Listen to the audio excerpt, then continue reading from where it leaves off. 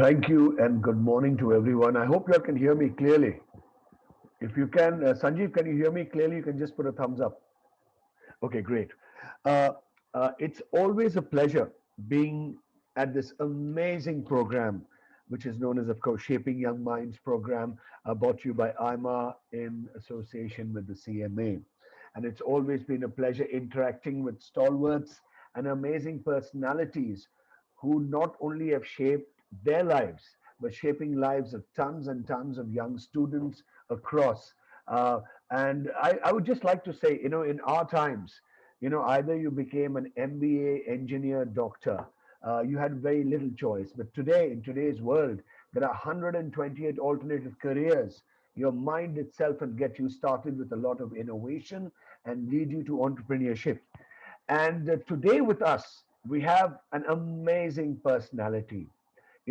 He's kind of rocketed the world of Naukri, I would say, and given hope to a lot of youngsters, not just youngsters, a lot of professionals also who look at getting into different kinds of work areas.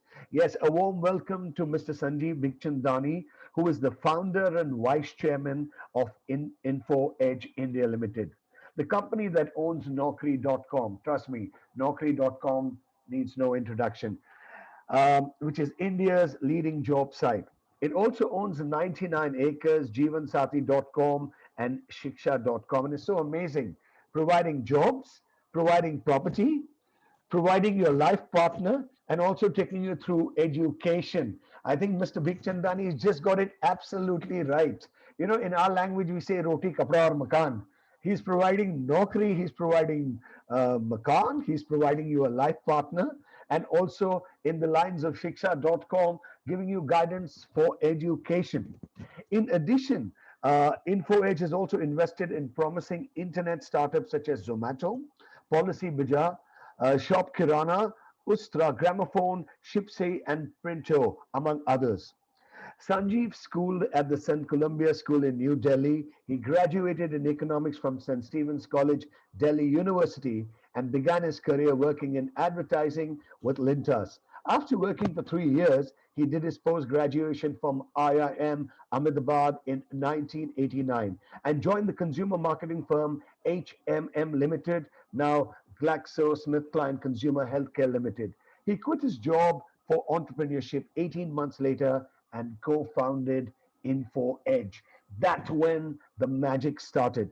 For the first 7 years as an entrepreneur, Sanjeev drifted and did a number of small businesses, from salary surveys to databases to feasibility studies to training. For a brief period, he was the consulting editor of Avenues, the career supplement of the Pioneer newspaper. In 1997, Info Edge launched Naukri.com and transformed itself into an internet company. Trust me, those days, internet companies were non existent or just a very few. So it takes a lot of guts, it takes a lot of foresight to get into something like that. Starting off from a servant quarter above a garage with a seat capital of 2,000 rupees. Sanjeev, I really wish I met you that time.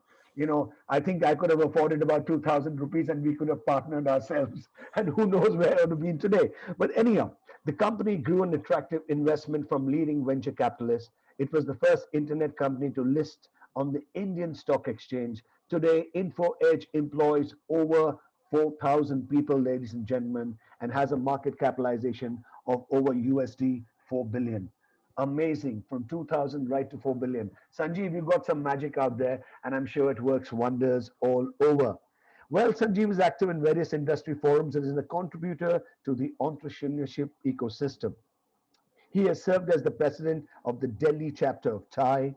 He has also served as a member of the Global Board of Trustees of TIE. He serves as a member of the Council of Management of the All India Management Association. He has been chair of the Internet Council of NASCOM. He has also served on the Venture Capital Investment Committee of SIDBI Fund of Funds for Startup. Sanjeev is a member of the board of CIIE initiatives at IIM Ahmedabad. Of course, he's also engaged in philanthropy.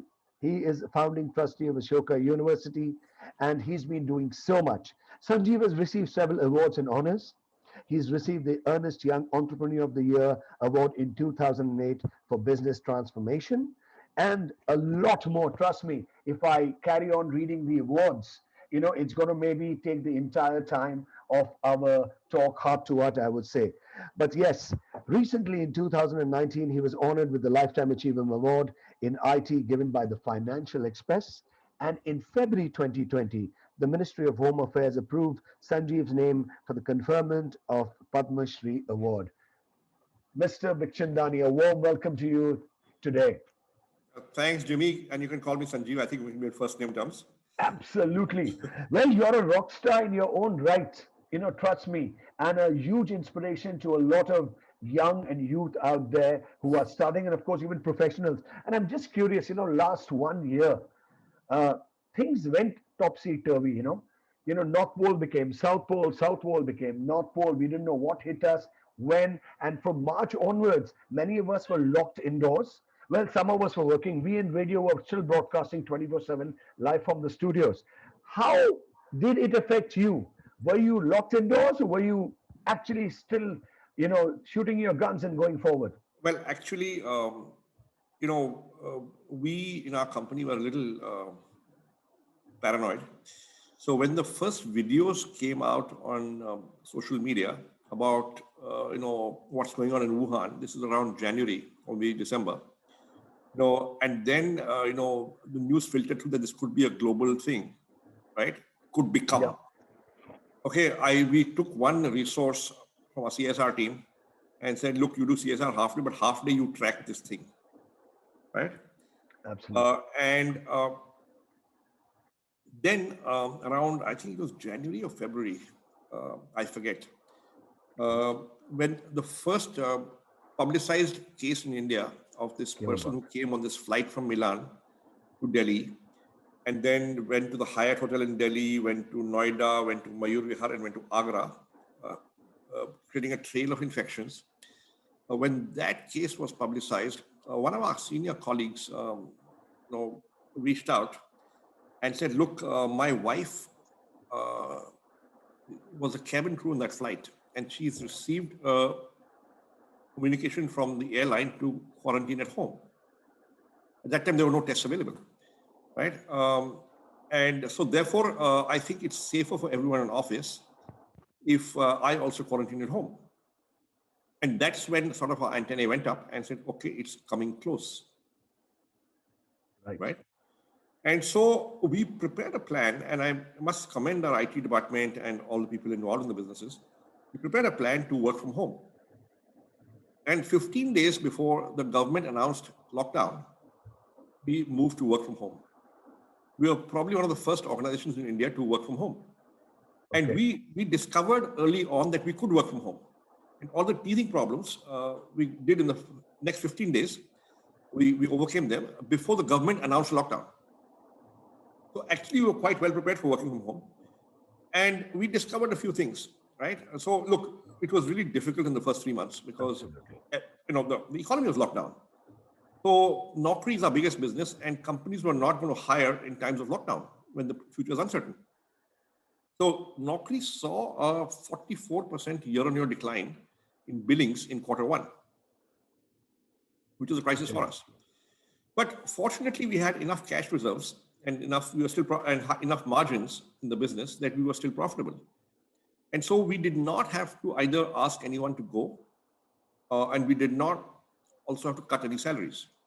We deferred increments, we deferred bonuses, but everybody stayed in the company because we were clear that listen, this is a people's business, and this company is built by people. And the worst time to ask anybody to go is when he can't get a job. Absolutely. Okay. So I think it's really important to be good to your people, and we did not ask anybody to go. And that sits very well with our conscience right now, 12 months later.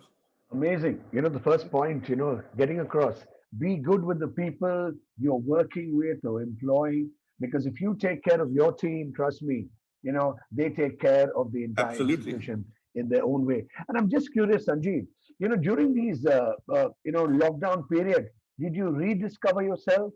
Did you reinvent yourself? Did you create something different from the usual Sanjeev Bikhchandani? Well, look, obviously it's given me enough time to reflect, but I'm working from home. We are still working from home. We haven't opened our offices yet because, this thing is coming and going in waves, and we have offices in 41 cities around the country, right? Uh, and we have discovered actually productivity has gone up in many cases working from home. So, for example, our sales team in Naukri could get about two, maybe three sales meetings in a day with clients and prospective clients. Absolutely. There's you got to fix the appointment. There's a commuting time. There's a waiting time. There's a each meeting must last 1 hour because you've got to have tea, coffee, chit chat, right? To make an impactful sort of sales call. Then you come back and so on, and therefore you get two, maybe three meetings a day. They are now doing 10 to 12 meetings a day because it's over video. Each meeting is reasonably quick. You don't talk unnecessary stuff, right? You Absolutely. get to the point. And more importantly, anybody senior in the company can join any sales meeting from around the country, sitting in wherever they are.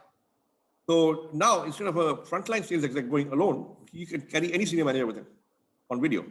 And plus, the company saves a lot of cost of traveling and engaging in a big way if you have to travel. Well, You know, so yeah, some amount of travel cost, but the real thing is productivity. I mean, you're doing three calls a day, now you're doing 10 calls a day, 3x. absolutely. And of course, being the founder and vice chairman of InfoEdge India Limited, Naukri.com has been the flagship company. Now, what difference do you see in job applicants of the youth of today from the earlier years? Because earlier years, it was a very straightforward thing. Today, they are more go-getting. The way they come across, the way they apply is actually very, very innovative, and it's got a josh, I would say. So, what do you feel? Uh, so look, I think that, I, I began my career in 1984, that's 37 years ago, straight out of college. And then 2 years I took off study in the middle, but I've had roughly about 35 years of working in industry, private sector, corporate sector, plus entrepreneurship.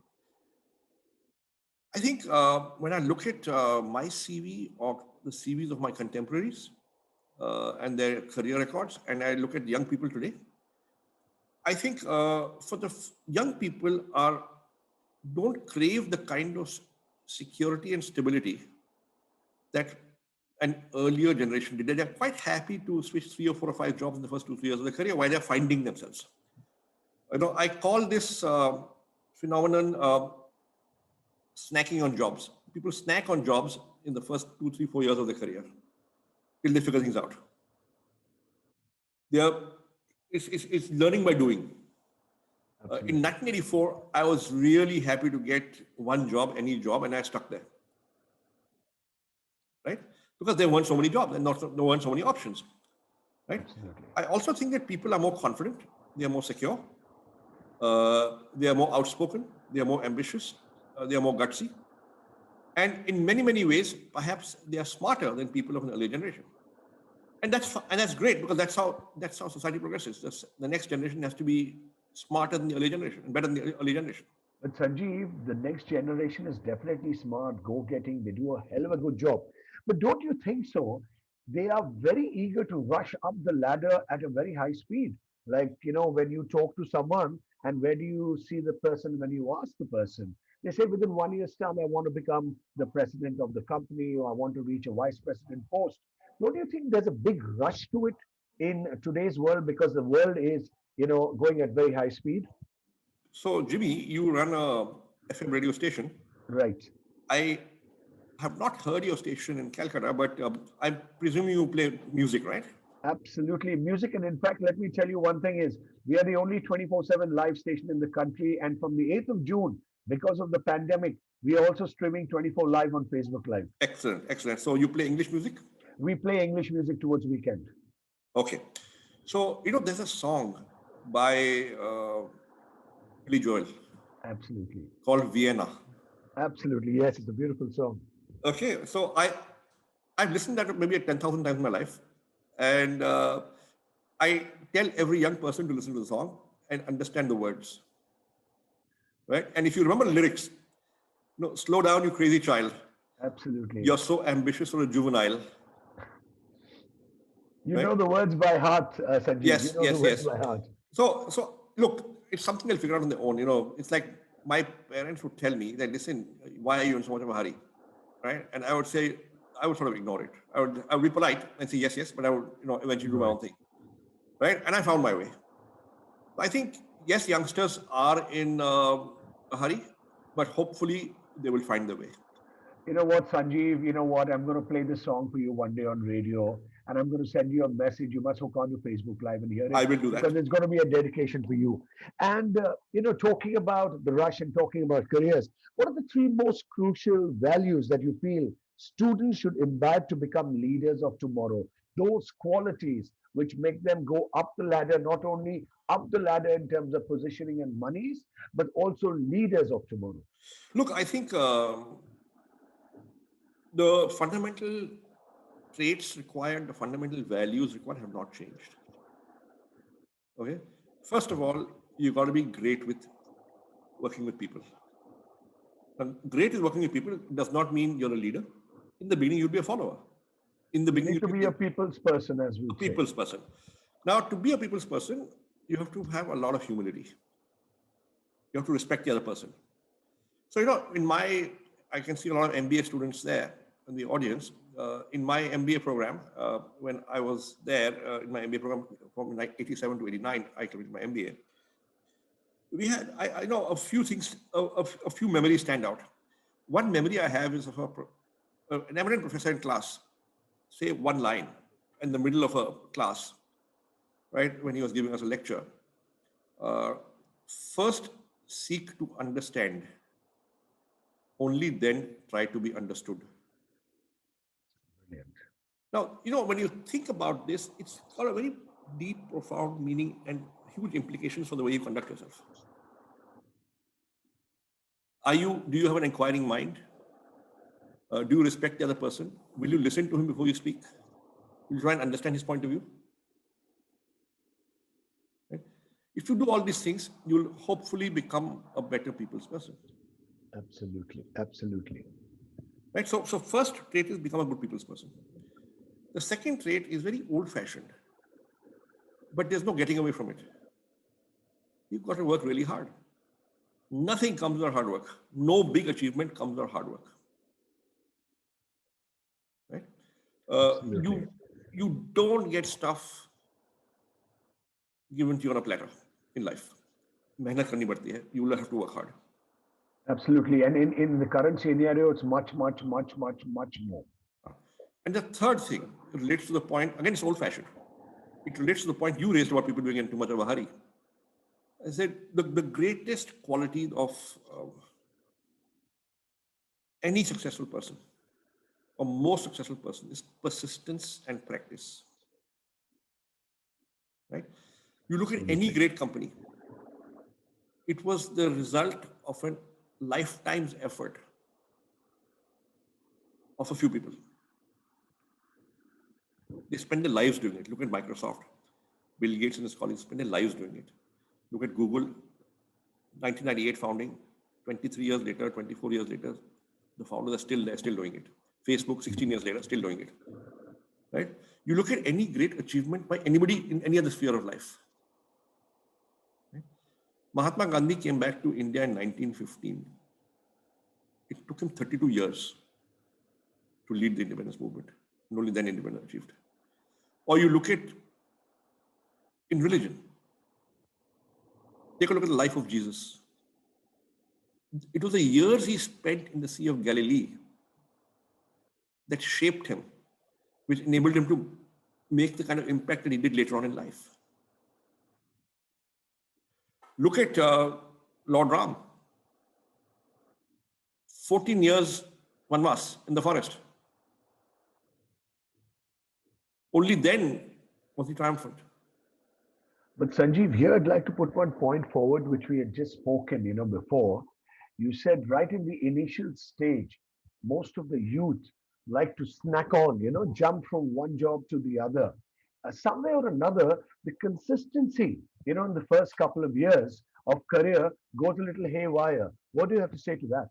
Well, look, I'm saying it's okay to drift and snack for a while, but you can't do that for all your life. Absolutely. Absolutely. So at some point in time, after you discover yourself, discover the world, discover various options, you've got to settle down. and say and focus. This is what I want to do. मैं ये करूँगा. This is what I want to do. Absolutely, you should know where you're heading. Ultimate the destination. Ultimately. नहीं तो the train तो पटरी से निकल जाएंगे, and then you won't know बिल्कुल. what hit you where. Uh, Sanjeev, if I look back at February 2020, the Ministry of Home Affairs approved your name for the conferment of the Padma Shri Award. Request you to kindly share that proud moment. What did you think? What did you feel? Because you worked towards it over the years, and Well, actually, I was not expecting it. I had not applied for it. I had not spoken to anybody for it. It came as a surprise. I suddenly began to get these congratulatory WhatsApps and a few calls. And that's when I learned that, okay, I'm on the list.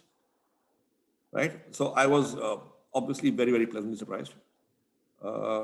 It was humbling in a way. It was a lesson that, listen, in this country, you can still get something without lobbying for it. Absolutely. And I think that was very heartening.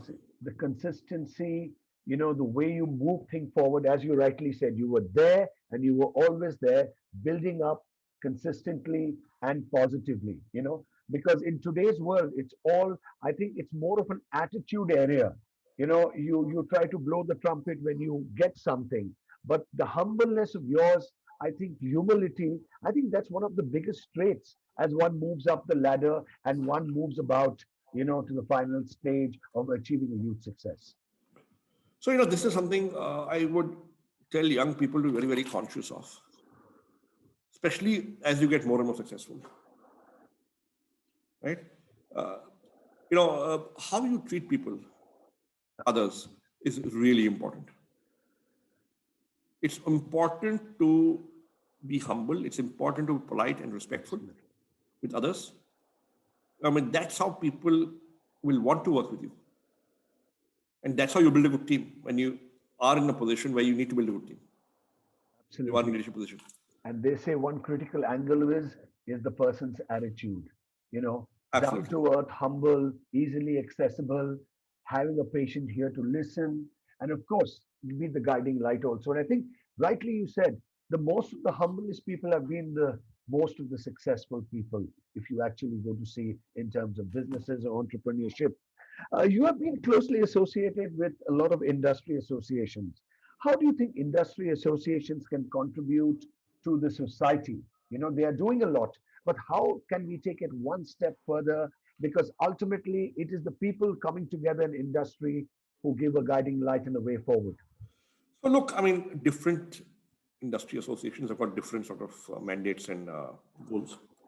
So let's take something like TIE, where I'm on the board. I've been on the global board, the Indus Entrepreneurs. There, the mandate is pretty clear. You've got to encourage startups and entrepreneurship. And they've been doing that since 1992, when it was first founded in Silicon Valley. Absolutely.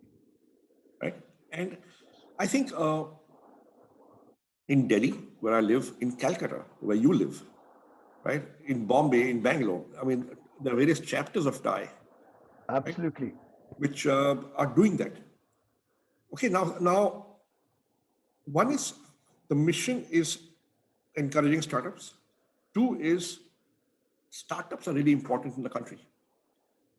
Because if you look at all the industries and sectors that have created jobs, hope, buzz, growth in the economy in the last 30 years, 35 years since I began my career in 84, many of these industries and companies did not exist 35 years ago. Take a look at the IT services industry, not more than 30, 35 years old. IT-enabled services, not more than 20, 25 years old. Internet companies, not more than 20 years old. Mobile app companies, not more than 10 years old or 15 years old. Private sector airlines, private sector banks, private sector insurance companies, right? You look at company after company, industry after industry, they were all startups once. Not too far back, HCL and Infosys were startups in 1980. Look at the impact that the IT services sector has done in India. So startups are really important for the future. And the fact that TIE focused on startups, I think, is a huge contribution to society. Yes, and you all actually create entrepreneurship. And in fact, in the startups now these days, especially the youth, there's so much of innovative startups coming up. with a very big difference one could never even think about. And one, for example, which I remember I met you at one of the outlets was Wow Momo, Wow, Momo, yes. which Sagar and team actually started off from nothing and have made into one of the biggest somethings, I would say. 35,000 rupees. Wow, Momo started with 35,000 rupees. Absolutely. And it started off over a lady cooking momos, and then the thought sparkled in the head. And Yes. another fact I would say, they say when you invert wow, it becomes mom. You Yes. know, so somewhere or another they have had a beautiful theory behind the entire aspect. And again, that shows the power and the forward thinking and the innovative attitude of a lot of the young generation. Correct. Now, say, take a look, one moment. Let's say it's between 200 to 300 outlets right now, even post-COVID. Absolutely, yes. Now, if each outlet employs directly maybe 10 people, I don't know how many they do, but that's About 3,000 people. two And to then three the thousand forward people. supply chain, the backward supply chain, right? Maybe one organization starting with 35,000 rupees 10 years ago is now created maybe 30,000 jobs.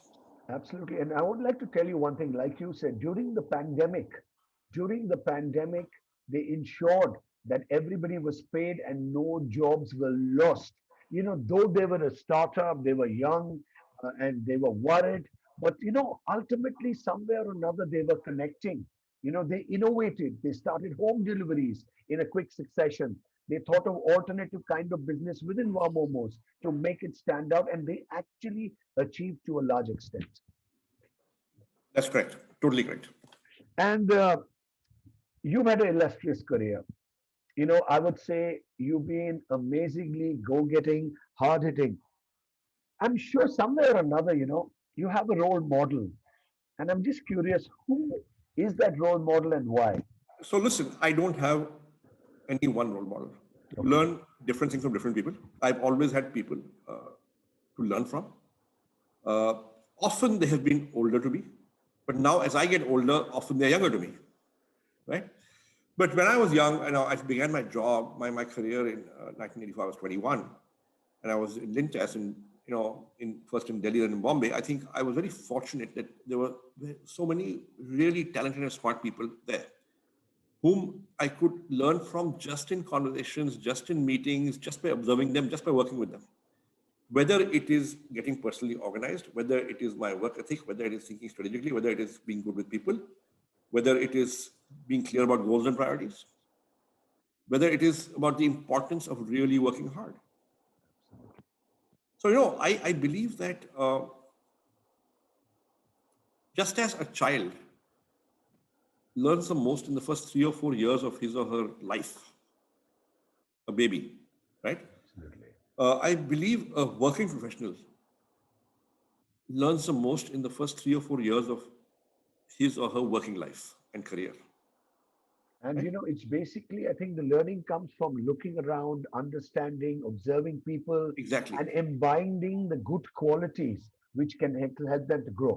Exactly. And therefore, to the young people out there listening, I would say your first job or your first 3, 4 years of your working life are really important. They will determine the work ethics that you will follow over the next 30 years of your working life. And your work ethic will be determining your success in life or your career, right? And therefore, in the first 3 or 4 years, it's really important to be at a place where you're learning the right things from the right people, Absolutely. right? Because, And therefore, while money is important, in the first 3 or 4 years, learning is even more important. absolutely. In fact, today, if we look at the concept of internships, at various areas where you'd like to follow your heart and follow your career, it gives a very big guiding light to them. And, the only problem, again, I say, and I've actually faced it many a time, is they want to join in and they want to jump up. I think somewhere or another, I do understand there's a rat race, but I think somewhere or another, there also has to be a control, as rightly you said. I totally agree with you. But you know what? 90% will not listen. They'll have to figure it out for themselves. Absolutely. And I think that figuring out sometimes is a harsh lesson. It can be. It can be. No, and you know, in your illustrious career, any one moment from the past which you, if given an opportunity, would like to rectify and act differently. Any, because there have been so many moments in life as you move forward. I think the most difficult moments are when you make people mistakes, right? Absolutely. Because mentally they sort of give you a lot of cause for reflection, some trauma, some pain, right? So I have been through 3 partnership breakups, right, since Uh, 1990 when I became an entrepreneur, right? And I think maybe I should have done some. Maybe it was my fault also, partly. Maybe I should have done something differently. So I think people mistakes are usually the biggest mistakes. I Absolutely. mean, of course, mistakes on ethics and integrity are even bigger mistakes, but thankfully I've not made those, right? And I would urge everyone listening that listen. I mean, be very clear on ethics and integrity. Do the right thing, even if it means in the short run you don't do as well. Don't do the wrong thing, right? But once you sort of got that basic level of integrity and ethics and values in place, the next level is people mistakes. Absolutely. And talking about the way they move up and the way they climb up the ladder, taking into consideration important things like, when I was much younger, I used to always love talking. I used to love interrupting. My listening capacity was a little less. So, currently, if you've noticed, a lot of the youngsters, kind of charge into things and kind of like to put their ideas forward, uh, kind of listen, but not listen that much. How important is listening? I have the same problem too. So I'm the last one to lecture on this, but yes, I do believe that we would all benefit, including me, by listening more. Absolutely. Thank you for that, Sanjeev, because you've been there, you've been in, you've been rocking, and still after a long time, even me today, if I have a point to move forward, sometimes I kind of interject because I feel I'll forget what I have to say, when the things get forward. So now talking about this world of social media. We've forgotten how to communicate face to face many a time. We've forgotten how to interact like the good old days. हम लोग football खेलते थे रास्ते में tubewell से पानी पीते थे. We used to be chilled out. There was no hassles. How social media today can play a role, looking at even all the deficiencies, empowering the youth. Of course, it's great in communication. It's great in setting up. Today we are sitting and there are 500 of us, on a Zoom platform, understanding each other. So how would you feel that social media today play a major role in empowering the youth of today? Look, I think social media is very powerful.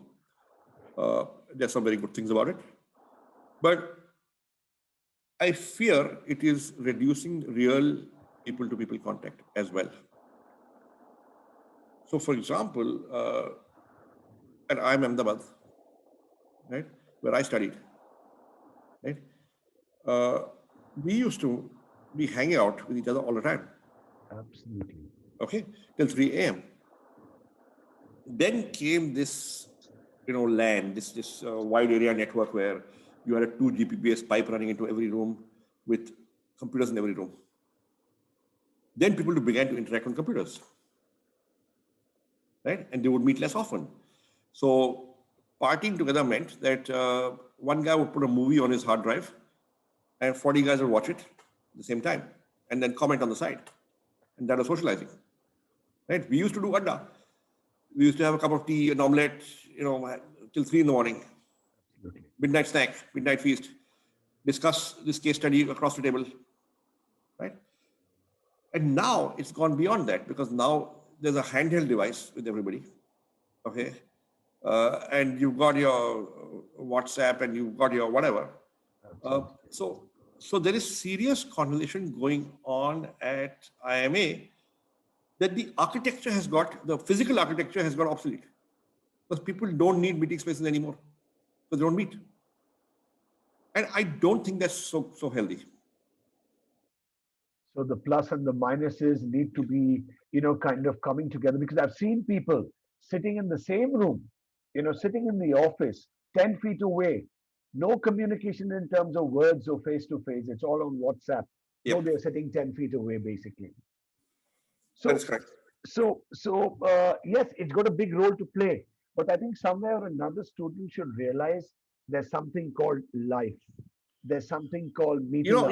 Human beings are fundamentally social animals, and without face-to-face interaction, without touch and feel, without, you know, uh, so people ask me, work from home, is it forever? And I say it cannot be, because human beings are social animals. I Absolutely. want to be able to walk into my colleague's cabin and sit down and have a cup of coffee with him and have a and and chat about nothing. Absolutely. They say no, the adda culture for some time. It's a nice feel. Yeah, Actually, I think it gives a more positive vibe. yeah, It kind yeah. of clears your mind How up, do you makes you brainstorm? happy. How do you brainstorm over Zoom? How do you uh, how do you induct new employees over Zoom? Yeah, what's your company culture like? I don't know. I've not met anybody for the last 3 years. It's all on Zoom. It can't work that way. Absolutely. And I want to say something, when, personally, I've gone through this. When I give a presentation to an organization face to face in a conference room, it has a more hard hitting effect than over a Zoom, Of course, Zoom was a necessity, but I'm sure as we move back to good old times, there will be a combination of the electronic and the physical space. That's true. Abs- It'll be a hybrid model. Absolutely. Sanjeev, I want to ask you one question. You seem a very chilled out person. You've actually risen, you've actually knocked, you've actually moved forward, you've created a unique identity in various forms of entrepreneurship. Are you a party animal? Uh, Less and less so. Because they say, work hard, party harder, and you'll rock. I could do that when I was in my 20s, a little bit in my 30s, but increasingly now I'm 57. I'll be 58 in June. I don't do that anymore. But Sanjeev, let me tell you, you've got the Josh, you've got the energy, you've got, the go-getting attitude. I think if you play your favorite song, you're going to be swinging for some time. Uh, okay, let's move a little forward. You know, uh, of course, which one quality you feel one should possess to be a successful both professionally and personally? Of course, you've spoken about a lot of amazing qualities, but which is that top quality you feel that any young person getting out into the world, should possess, and it should help the person professionally as well as personally. So, look, I think when I started my career, what really helped me was that, listen, I'm prepared to do whatever work comes my way, no matter how lousy it may appear to be. Right? So I know a lot of work is operational and drudgery. I know a lot of work is, oh my God, this is not challenging enough. But if it's got to be done, it's got to be done. Right? And in organizations, when you start off, you are usually at the bottom. And the truth is, whether you like it or not, it is the nature of things. It is the law of life that the junior guys will often get the most operational work. Absolutely. Now, that's partly because you're junior and because your senior doesn't want to do it and he's give it to you, and partly it's because the junior guys have always done it. But also there's a learning in that, because if you do the operational work, you learn operations. You learn operations, you learn the nuts and bolts of an organization. You learn the nuts and bolts of an organization, you are better equipped to succeed in that organization. But So actually, it's a if I path to success.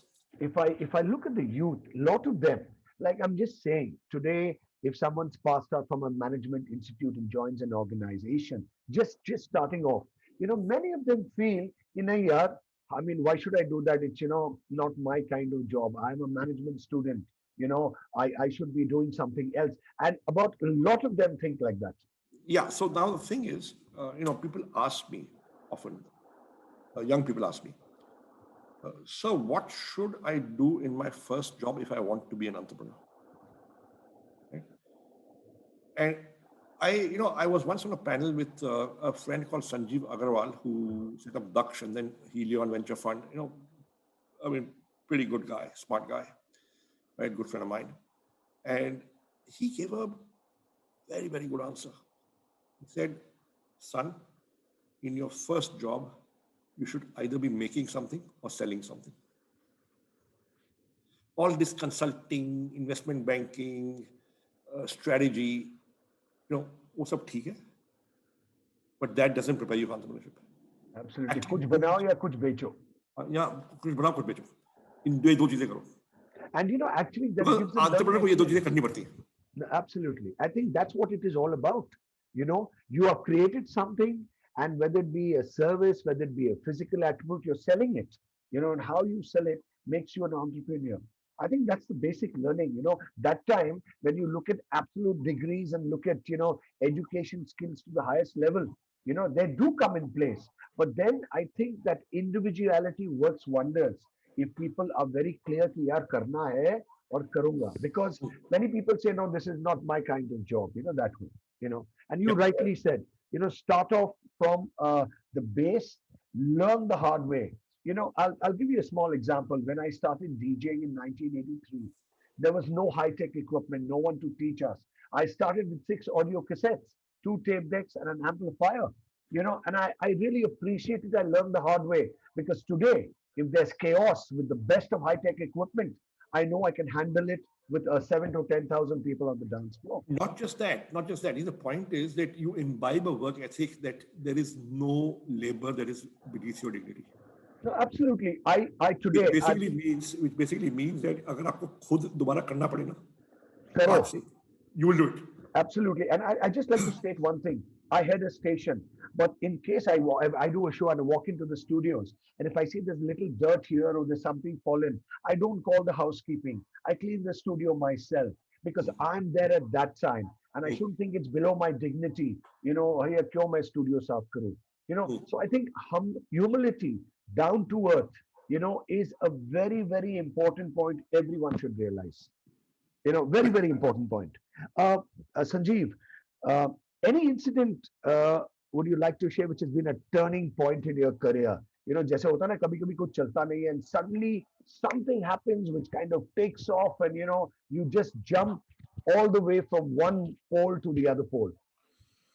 Look, life usually does not have such kind of moments.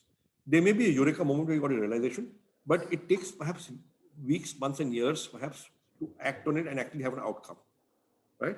Sometimes a realization, but you don't act on it, right? You forget about it. You don't change. So I think usually in life, there's evolution and not revolution, okay? And 20 years later, you look back and say, hey, there has been a revolution. But the truth is it took 20 years for the revolution to happen. So the evolution.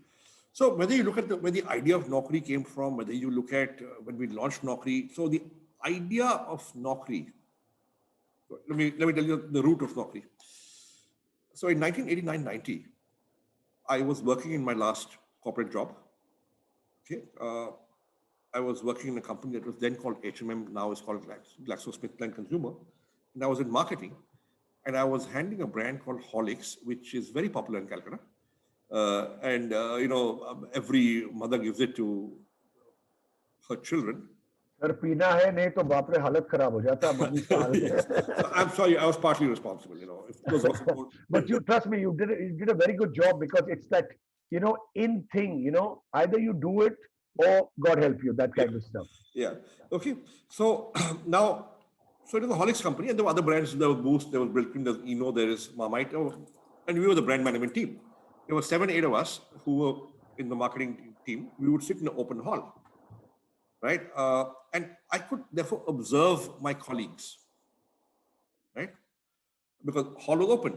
And I observed that every time the office copy of Business India would come in, everybody would read it from the back. Because there were 35 to 40 pages of appointment ads in the back of Business India in those days. I used to think this is weird behavior. I mean, people should be reading magazines for articles. They're passing it on. Okay. And then they start discussing, there's this job going here, job going there. What do you think? And these are people who are working for a multinational, FMCG, MNC. There are not too many options. They will never apply for a job. They're in the best job they can be. But that insight is what gave me the germ of the idea on the basis of which Naukri was launched 7 years later. Brilliant. You know, just imagine observing, watching, seeing, and trying to get a pulse feel kind of creates an entire Naukri portal. तो ये revolution नहीं था, ये एक insight था, एक eureka moment था, 7 साल बाद एक्ट किया उसके ऊपर. Hats off to you. Thank God you did it. Because it's actually, I think it's created such a beautiful platform, for people to have that kind of hope in this current scenario of job scares, jobs not happening. Somewhere or another, you give a direction to a lot of people and make life a bit more meaningful. With that, I would like just to ask you another question. You have studied in premium institutions. Not all students are able to go through premium institutions. Do you think studying from a not so premium institution has an impact on career, of individuals in the long run? Look, the honest but harsh truth is people respect brands and certain labels will open certain doors. But that does not mean that you cannot be successful if you're not from those places. Right? It's just that some doors may not open easily at that time. But you get in some work experience, you get in some achievement, and enough doors can open. So does it? So look, premium institution will give you a start. It does not guarantee success. Okay. Because ultimately you succeed in performance.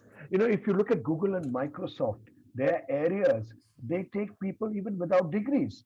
They keep them working for 3 to 6 months in probation, understand their work culture and how they work. And many people have got jobs in multinational institutes without degrees, just based on how they move forward and how they react and their work. What do you have to say to that? I think, look, that's absolutely right. However, people will always hire those people who think are right for the job. Right? Now, you've got to have a method and system to assess, will this person be right for this job? Now, why do people go and hire from the best colleges? It's because already there's been some sort of, in their heads, a quality filter. Absolutely. This place is hard to get into. So a certain minimum quality is guaranteed. Now, from that set, let me select, right? अब जिस देश में 1.3 billion की आबादी हो, people look at natural ways to have a first shortlist, right? Absolutely. So if you go to an IIT to hire, you know that they've cleared the joint entrance exam, and itni rank तो आई होगी, तो इतना IQ तो है. Now from this set, let me select 5 people who I think could be appropriate for me. Absolutely. Okay. Now, if I go to the 3000th ranked engineering college, I can still find 5 people. But I will have a harder time trying to assess which 5. Selection process will be tough. And I could make mistakes. Okay, and that becomes a challenge. Then the 5 people in that college have to try harder to somehow get a break and to perform on the job and then make it to well.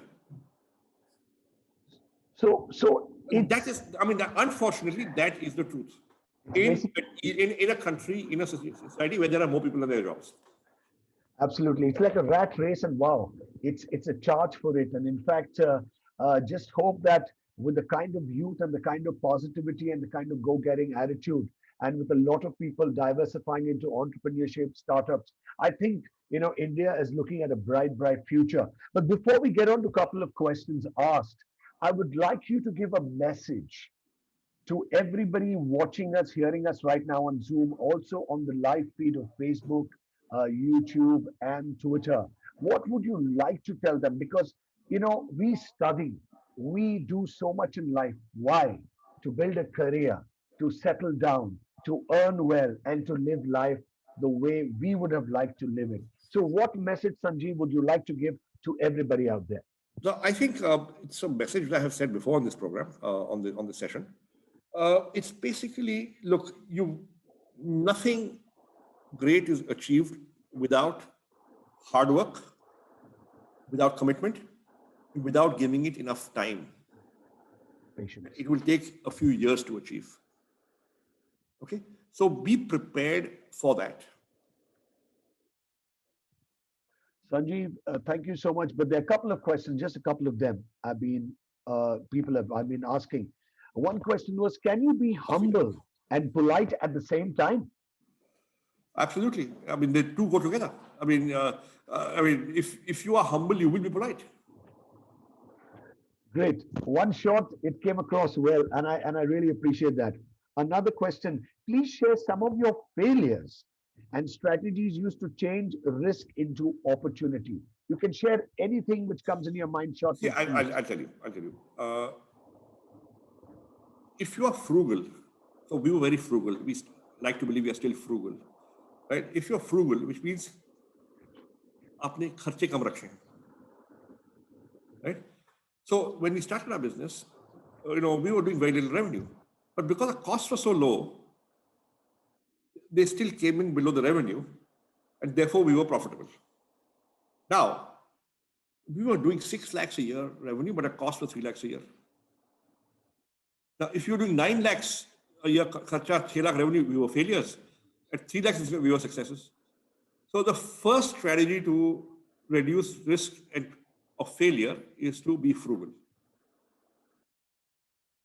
Okay? And early on when you're a startup, if you're doing a startup, be frugal. Amazing. Be frugal, be in control, and Jay na, profitability also comes through sensible costing. Absolutely. And cost because you see, you are in control of your costs. You are never in control of revenue. Revenue, so the customer will decide. Dena nahi dena. Cost to आपके हाथ में है. Sir आप बोल रहे हैं देना नहीं देना है फिर देगा नहीं तो हालत खराब हो जाएगा. Okay, another questions come in saying work ethics versus doing the right things. Are they the same or do they clash in concepts? Because sometimes in work ethics, you have to turn and twist, and so doing the right thing versus work ethics. So listen, there's a difference between work ethics and work ethic. So I was talking about work ethic. Work ethic is the way you work. Okay, I will be really hardworking. I will be honest in my dealings. I will trust people. I'll carry people with me. I will be professional in my approach. Okay.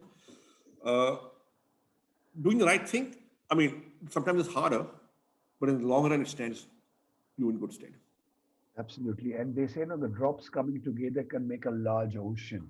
So Absolutely. Doing the right thing with a lot of good people can develop personality, can give a goodwill, can bring up a lovely name. People can believe in you and trust you because trust is a very, very important factor now these days. Absolutely. And how another question, how to be innovative and creative? Can it be developed? I'm sure one of the students must be wondering how to train themselves in this particular area of developing oneself and also be creative. So I'll tell you, everybody is creative or can be creative. Right? Everybody is innovative or can be innovative. Question is, you need the right stimulus. Right? That stimulus usually comes from outside. Now you say Naukri was an innovative concept. Idea kahan se aaya? Idea came from me observing my colleagues. Absolutely. So the more you interact with people, the more you observe customers, prospective customers, the more you are in the market, in the field, meeting people, doing stuff, the more ideas you will get by observing people. So creativity doesn't come in a vacuum. Absolutely. It comes from real observations. And just 2 more questions to go. Someone actually put out a question here. In this today, the world is so full of negativity, whether it be at workplace, whether you go out, sometimes you get kind of pushed down. How to remain positive, when you're feeling low, depressed, and people around you also, many of them, not all of them, exude that, negativity.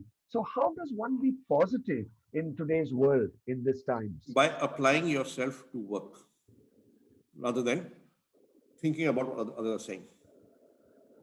Do what you love and love what you do, and you'll always be successful. So, people sometimes ask me, what is your philosophy in life?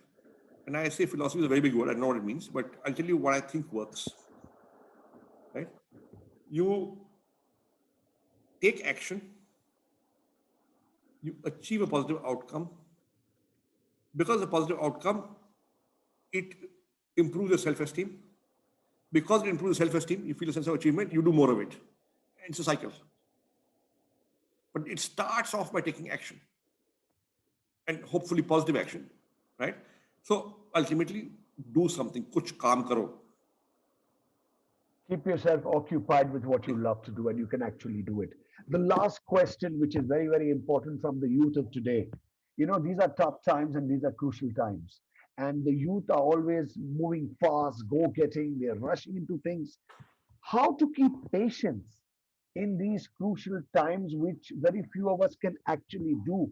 It's very, very important that we are in a rush in our careers, in our work, in terms of rising. And So these are times. stop getting distracted by benchmarking yourself with your peers. Say, oh, my classmate in my batch is doing that, and I'm doing this, and why am I so? Just do what you're doing and do it well. You will make progress. Do what you're doing and do it well. You'll make progress. Sanjeev, there are lots of questions. We can carry on for the whole day, but I'm going to put a stop to that right now. And thank you so much. Can I tell you one thing? You've been so enlightening that I've learned a lot of things today from you, No, right in this it's been a great interaction. conversation, Jimmy. Thank you so much for talking to me, and thank you so much to IMA for inviting me here. Thank you so much. It's been a pleasure. Thank you so much, Sanjeev. And thank you so much to IMA and CMA. Over to IMA.